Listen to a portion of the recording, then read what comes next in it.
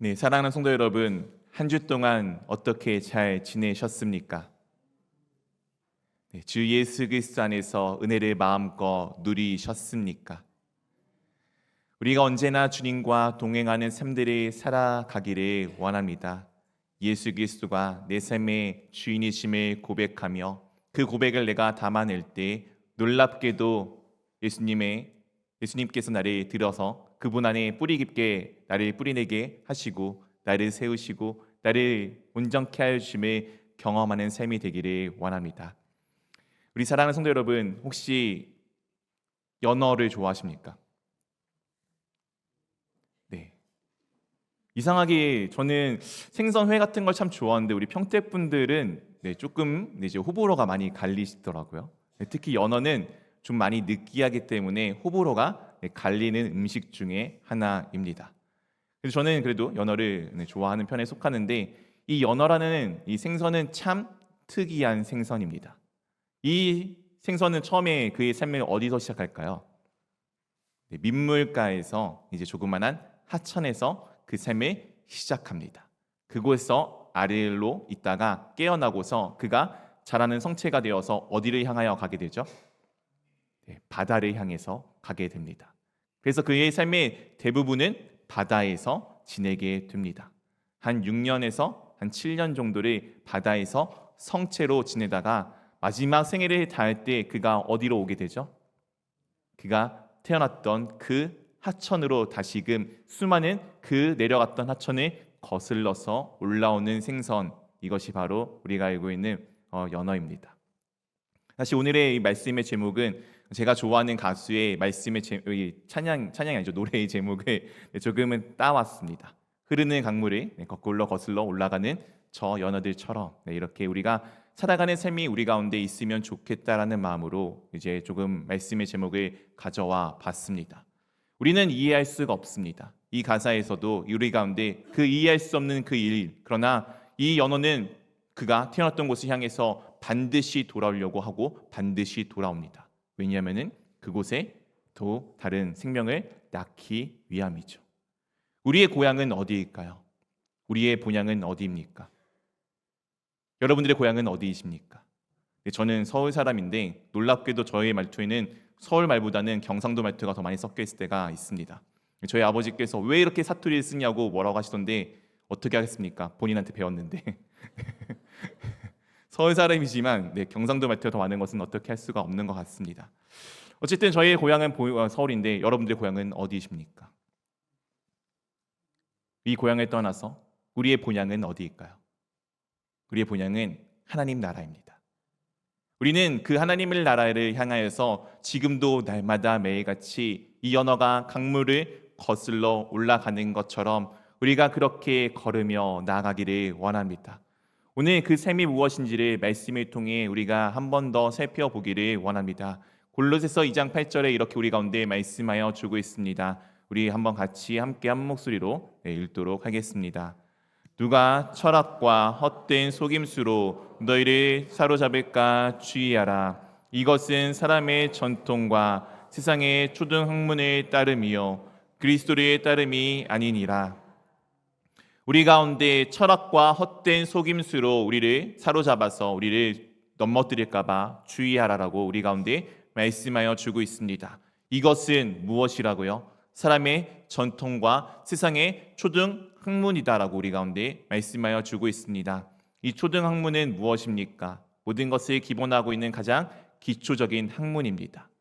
우리 아까 교회 학교 아이들과 예배하면서 너희들은 왜 학생인지 알아? 라고 하니까 아이들이 뭐라고 했냐면은 어려서요, 키가 작아서요, 아직 아는 게 없어서요 라고 대답을 하여 주더라고요. 네, 그렇습니다. 어린아이들, 우리 아이들이 초등학생인 이유는 아직 그들이 갖고 있는 것이 약하기 때문입니다. 그래서 그들은 그것을 채우기 위해서 지금도 공부하고 있는 것이겠죠. 오늘 우리가 살아가는 삶 가운데 수많은 전통들이 있고 초등 학문들이 있습니다. 그런데 왜 무엇을 하라고요? 이것을 따라가라고 하고 있습니까? 그렇지 않습니다. 그것이 우리 삶 가운데 분명히 필요한 것이지만 우리가 따라가야 될 것은 이 세상의 철학이나 이 세상에 있는 학문이 아닙니다. 우리는 오직 예수 그리스도를 보고 나아가야 합니다. 그리스도를 따르는 것이 우리 가운데 필요합니다. 왜냐하면 그리스도는 이런 분이시기 때문입니다. 9절 말씀 같이 함께 읽어보도록 하겠습니다. 그 안에는 신성의 모든 충만이 육체로 거하시고, 그 안에는 신성의 모든 충만이 육체로 거하신다라고 우리 가운데 말씀하여 주고 있습니다. 되게 어려운 내용입니다. 이것이 조금 쉽게 하면 이런 내용입니다. 신성, 하나님의 모습이 예수 그리스도 안에 담겨져 있는 것입니다. 우리는 그 누구도 하나님의 직접 눈으로 목격한 사람은 아무도 없습니다.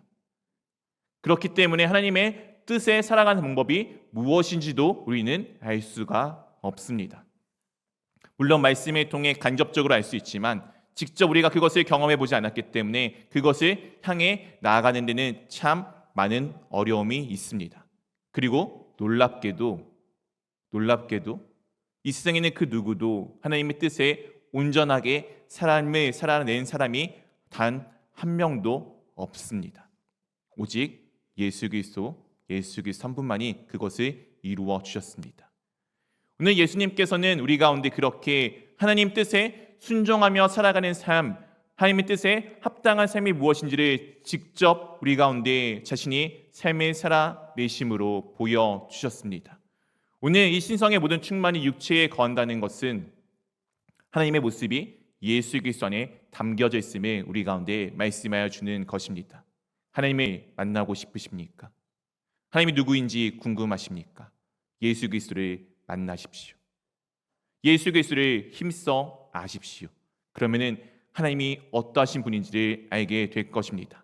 그리고 그분이 어떠한 분인지, 예수 그리스도가 어떤 분인지 10절에 이렇게 우리 가운데 말씀하여 주고 있습니다. 우리 한번 같이 읽도록 하겠습니다. 너희도 그 안에서 충만하여졌으니 그는 모든 통치자와 권세의 머리시라. 너희도, 우리도 그 안에서 어떻게 되었다고요? 충만하여졌다라고 말씀하여 주고 있습니다. 예수 그리스도 안에 하나님의 본성이, 모습이 온전하게 가득히 채워져 있었는데 그 하나님의 모습이 지금 예수 그리스도 안에 있는 우리에게도 충만하게 채워져 있습니다. 내가 바로 하나님의 모습을 가지고 있는 사람입니다. 믿으십니까? 우리가 하나님과 함께하는 삶임을 믿기를 원합니다. 네, 나는 부족한데요. 저는 무엇인가 잘 되지 않는데요. 네, 그러실 수 있습니다. 저도 그렇기 때문이죠. 우리가 볼 때 내가 무슨 하나님처럼 완전하고 온전하지 못함을 참 곳곳에서 여러 군데에서 발견하지만 그때마다 우리가 할 것은 무엇입니까? 내가 할 수 없으니까 주님을 붙드는 것입니다. 우리 사람이 하나님의 뜻에 온전하게 살아낼 수가 있었다면은 하나님이신 예수 그리스도가 왜 우리와 같은 사람이 되어 이 땅 가운데 찾아오실 필요가 있었겠습니까?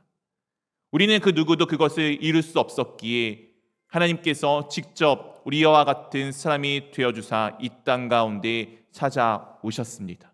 그리고 우리에게 그 길을, 그 도를 완전하고 온전하게 보여주셨습니다. 충만한 것은 채워지는 것입니다. 내가 채우는 게 아니라 주님께서 나를 채워주고 계십니다. 이 충만한 삶들을 살아가는 것에 우리 가운데 경험이 있기를 원합니다. 그런데 이 충만함을 위해서 우리가 해야 할 것들이 있습니다. 우리가 그것이 무엇인지 11절 이하로 우리 함께 또한 보도록 하기를 원합니다. 우리 11절 말씀 같이 읽어보도록 하겠습니다. 또 그 안에서 너희가 손으로 하지 아니한 할례를 받았으니 곧 육의 몸을 벗는 것이요 그리스도의 할례니라. 또 그 안에서, 예수 그리스도 안에서 너희가 손으로 하지 아니한 무엇을 받았다고요? 할례입니다. 혹시 할례가 무엇인지 아십니까? 아시는데 지금 대답하기 조금 민망하셔서 대답을 안 하시는 거죠? 네, 우리가 흔히 이야기하는 이 수술적인 용어로는 이제 포경 수술입니다. 남자의 생식기의 포피를 잘라내는 내용입니다. 이 할례가 언제부터 시작이 되었습니까? 이 할례가 언제 시작되었는지 우리 창세기 17장 1절을 통해서 한번 같이 보도록 하겠습니다. 창세기 17장 1절입니다. 아브람이 99세 때에 여호와께서 아브람에게 나타나서 그에게 이르시되 나는 전능한 하나님이라 너는 내 앞에서 행하여 완전하라. 지금 아브람, 우리의 믿음의 선조라고 불려지는 아브람이 나이가 어느덧 99세가 되었습니다. 그때 여호와께서 아브람에게 나타나서 그에게 말씀하십니다. 나는 누구라고요? 전능한 하나님이라. 너는 내 앞에서 행하여 완전하라라고 우리 가운데 말씀하여 주십니다. 그리고 나서 이와 같은 것을 행하라고 우리 가운데 말씀하여 주셨습니다. 11절 말씀 같이 읽어보도록 하겠습니다. 너희는 포피를 베어라. 이것이 나와 너희 사이의 언약의 표징이니라. 할례를 행하라라고 우리 가운데 말씀하여 주십니다. 이 남자의 생식기에 겉포피를 발라내는 것, 그것을 잘라내는 것은 어떤 의미냐? 그것은 남자의 생명력을 의미하는 것입니다. 우리가 다음 자녀를 낳을 때 어떻게 낳는지 다 알고 계시잖아요. 그것에 대한 힘의 그 근원을 잘라냄으로써 내 힘이 아니라 하나님의 능력으로, 하나님의 힘으로 살아가는 그 삶을 결단하는 것이 이 할례와 관계가 되어져 있습니다. 오늘 아브라함이 99세입니다. 13년 전 그가 86세 때 한 가지 사건이 일어나게 됩니다. 그것이 무엇입니까? 바로 그의 힘과 그의 방법과 그의 능력으로 이스마엘을 낳았습니다.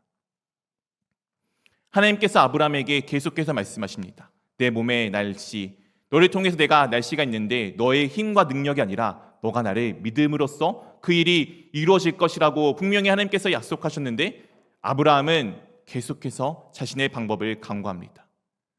아브라함이 하나님과 함께 동행하는 시작의 가운데서도 하나님께서 말씀하셨는데 그는 하나님의 말씀을 믿었지만 그의 삶은 그 믿음에 알맞는 그 분량만큼 그 행동들을 해나가지는 못했습니다. 아브라함은 계속해서 자신의 삶들을 이어갈 다음 세대를, 다음 자녀를 바라였지만 하나님께서는 그의 힘이 다 꺾일 때까지 기다리셨습니다.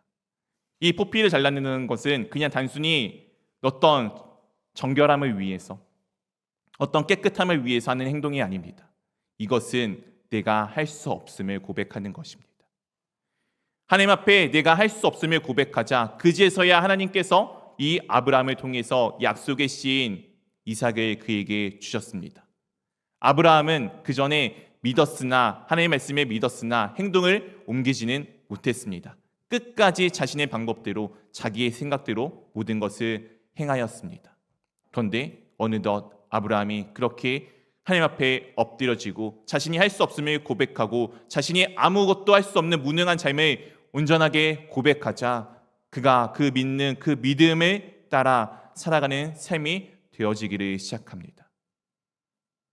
이 이전에는 자신의 힘으로 이스마엘을 낳고 자신의 판단대로 자신의 종이 자신의 후예가 될 거라고 믿었고 하나님을 믿었으나 그 믿음과는 알맞지 않는 행동들을 행하였던 이 아브라함이 이 할례를 행하고 나서 하나님 앞에 엎드려지자 심지어 약속인 아들 이삭을 하나님께서 요구하셨을 때도 그 아들을 내어드리는 하나님에 대해서 온전히 믿는 삶을 살아내기를 시작합니다. 오늘 이 내용에 대해서 13절에 다시 이렇게 우리 가운데 더 한 번 더 말씀하여 주고 있습니다. 한번 같이 읽어보도록 하겠습니다. 너희 집에서 난 자든지 너희 돈으로 산 자든지 할례를 받아야 하리니 이에 내 언약이 너희 살에 있어 영원한 언약이 되려니와. 오늘 이 언약이 어디에 있다고요? 너희의 살에 있다라고 말씀하여 주고 있습니다. 살, 육체, 이 육신은 죄송하지만 죽으면 다 사라지는 것입니다. 영원한 것은 아니에요. 이 땅 가운데 살아있는 동안에 우리 가운데 존재하지만 이것이 우리가 죽고 나면 다 썩어져 없어지는 것입니다. 살아있다는 것은 이 언약에 한계가 있음을 우리 가운데 말씀하여 주고 있는 것입니다. 그런데 오늘 골로새서 2장 11절에는 무엇이라 말씀하십니까? 너희가 손으로 하지 아니한 할례를 받았으니 손으로 하지 아니한 할례를 받았으니 곧 육의 몸을 벗는 것이요 그리스도의 할례니라라고 우리 가운데 말씀하여 주고 있습니다. 육의 몸을 벗는 것, 마치 포피를 벗겨내는 것처럼 육의 몸을 벗는 것으로 우리 가운데 말씀하여 주시면서 그것이 그리스도의 할례임을 우리 가운데 말씀하여 주고 계십니다. 육의 몸을 벗는다는 것은 어떤 의미일까요? 성경학자에 따라서 때로는 이것은 죄악된 모습을 벗는 것이다라고 말씀하는 분들도 계십니다. 또 어떤 분들은 과거에 있었던 잘못된 나의 습관들을 벗는 것이다라고 말씀하는 분들도 있습니다. 중요한 것은 우리는 구원을 받은 사람입니다. 우리는 주 예수 그리스도의 보혈의 은혜로 우리는 다 이미 구원을 받은 사람입니다. 그런데 아까 말씀드린 것처럼 내가 하나님 안에 살아가는 삶이고 내 안에 하나님이 충만하신데 내 삶에 돌아보면은 정말 하나님의 사람처럼 보일 때가 있으십니까? 그렇지 않을 때가 참 많이 있죠. 제가 요즘에 운전하면서 이제 참 안 하려고 하는 것이 있습니다. 운전을 하다 보면은 이상하게 운전하시는 분들이 정말 많이 있습니다. 입에 육두문자가 나올 만큼 이상하게 운전하시는 분들이 정말 많이 있어요. 불쑥불쑥 막 화가 나는데 그때마다 옛날에는 야, 쟤는 왜 저렇게 운전해? 왜 여기서 끼어들어? 우회전이 먼저인데 왜 몰라? 막 이런 것들 있잖아요. 이런 것들 막 얘기하면서 운전해서 이렇게 투덜투덜거리면서 운전했는데 어느 순간 보다 보니 제가 그 투덜거리는 모습이 내가 이 모든 상황을 정죄하고 심판하고 있는 심판자의 위치에 있구나라는 것을 조금은 알게 되었습니다. 그래서 운전할 때 이상하게 들어오는 차에 대해서 그 불만을 토하는 게 아니고 오늘은 저분이 많이 힘든가 보다. 아직 운전 규칙을 잘 모르시나 보다.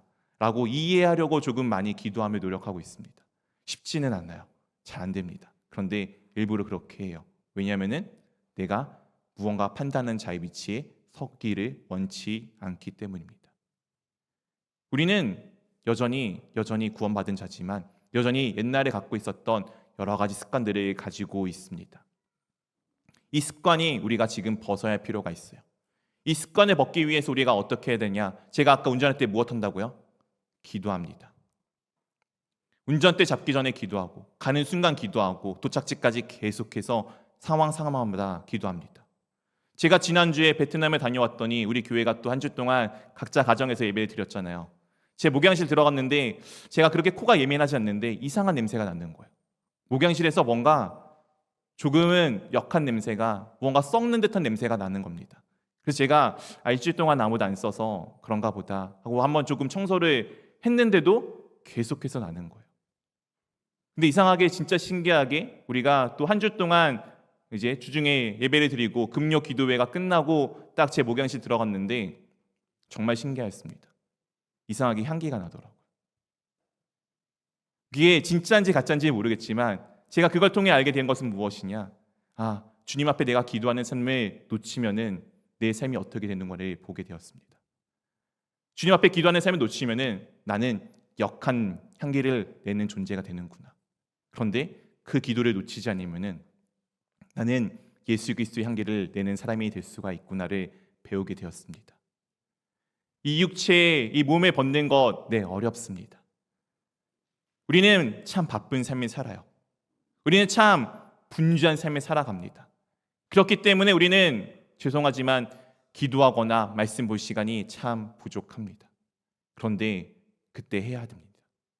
그렇지 않으면은 우리는 여전히 역한 냄새를 풍기며 여전히 악한 것 가운데 들어갈 수밖에 없는 존재가 되기 때문입니다. 이 세상은 여전히 흘러갑니다.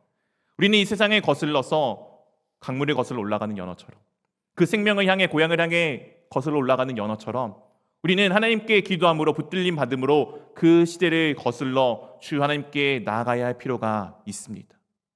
이것이 우리 가운데 중요한 삶입니다. 오늘 그것을 위해 우리 가운데 이 할례를 받으라고 하는데 그리스도의 할례에 대해서 12절 13절에 이렇게 우리 가운데 말씀하여 주고 있습니다. 우리 한 절씩 번갈아 가면서 읽도록 하겠습니다. 너희가 침례로 그리스도와 함께 장사되고 또 죽은 자들 가운데서 그를 일으키신 하나님의 역사를 믿음으로 말미암아 그 안에서 함께 일으키심을 받았느니라. 또 범죄와 육체의 무할례로 죽었던 너희를 하나님이 그와 함께 살리시고 우리의 모든 죄를 사하시고. 너희가 무엇으로 그리스도와 함께 장사되었다고요? 침례입니다. 그리스도의 할례는 침례를 의미합니다. 그럼 이 침례는 무엇입니까? 우리가 침례식 할 때 행하는 그냥 물속에 들어갔다 나오는 것이 침례입니까? 네, 그것도 침례지만 분명히 사도행전에서는 물에 들어가는 침례와 또 하나의 침례를 구별합니다. 바로 성령 침례입니다. 예수 그리스도의 제자들 불과 50일 전에만 해도 예수 그리스도가 십자가에 달리자 다 예수 그리스도를 떠났던 그들이 50일 이후에는 담대하게 성전 앞에서 예수 그리스도의 복음을 전하는 사람들로 바뀌게 됩니다. 죽음 앞에서 다 도망했던 그들이 놀랍게도 예수 그리스도의 죽음을 보았는데 그들이 십자가에 달려 죽는 그 순간까지 베드로는 전설에 의하면은 거꾸려 십자가에 달려있던 그 순간까지 예수 그리스도의 복음을 전하는 것을 멈추지 아니하였습니다. 어떻게 이렇게 사람들이 바뀔 수가 있었을까요? 그 중간에 우리는 한 사건을 알고 있습니다. 무슨 사건이죠? 오순절에 마가의 다락방에 있었던 사건을 우리는 알고 있습니다. 그들이 그곳에서 무엇을 하였습니까? 모여서 힘써 기도하였습니다. 그리고 무엇을 받았죠? 성령을 받게 되었습니다. 이전에 그들은 자신의 육체의 욕망대로, 자신의 눈에 보기 옳은 대로 삶을 살아간댔습니다. 그런데 그들이 성령 하나님의 인치심을 받자, 성령 하나님이 그들 머리 위에 임하심을 보자, 예수 그리스도께서 요한에게, 침례 요한에게 요단강에서 침례를 받고 올라오실 때 성령 하나님이 비둘기와 내린 것 같이 그들 제자들에게도 동일하게 내리자 예수님과 같이 제자들도 예수님을 따라 하나님의 뜻을 따라 순종하는 삶을 살아가게 되었습니다. 사랑하는 성도 여러분, 우리가 그런 삶을 살아가기를 원합니다. 성령 하나님의 침례를 받으셨습니까? 여러분의 삶의 주인은 여전히 나입니까? 아니면 성령 하나님이십니까? 우리가 기도를 통하지 않고서는 성령 하나님의 인도하심을 받을 수가 없습니다. 우리는 악한 존재예요. 더럽고 추악한 존재예요.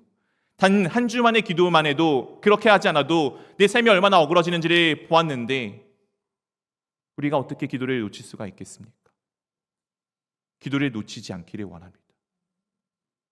네, 상황이 바쁘죠. 삶이 힘들죠. 시간이 없죠. 근데 우리는 그 시간을 거슬러, 그 상황을 거슬러 본질이신 하나님을 붙들고 나가는 기도가 있기를 원합니다. 그래야 죽음 가운데 놓여있는 것이 아니라 우리가 구원을 받는 삶들이 새겨지기를 원합니다. 오늘 계속해서 이 모든 내용을 14절 15절에 다시 한번 이렇게 우리 가운데 말씀하여 주고 있습니다. 우리 한번 같이 읽어보도록 하겠습니다. 우리를 거스르고 불리하게 하는 법조문으로 쓴 증서를 지우시고 제하여 버리사 십자가에 못 박으시고 통치자들과 권세들을 무력하게 하여 드러내어 구경거리로 삼으시고 십자가로 그들을 이기셨느니라. 십자가로 그들을 이기셨느니라. 예수 그리스도의 십자가가 우리를 승리하게 합니다. 성령 하나님과 동행하는 것이 우리가 승리하는 삶입니다.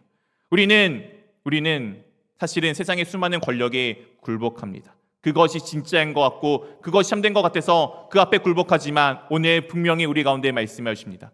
십자가로 그들을 이기셨느니라. 성령 하나님으로 능력으로 이기는 삶을 살아내기를 원합니다.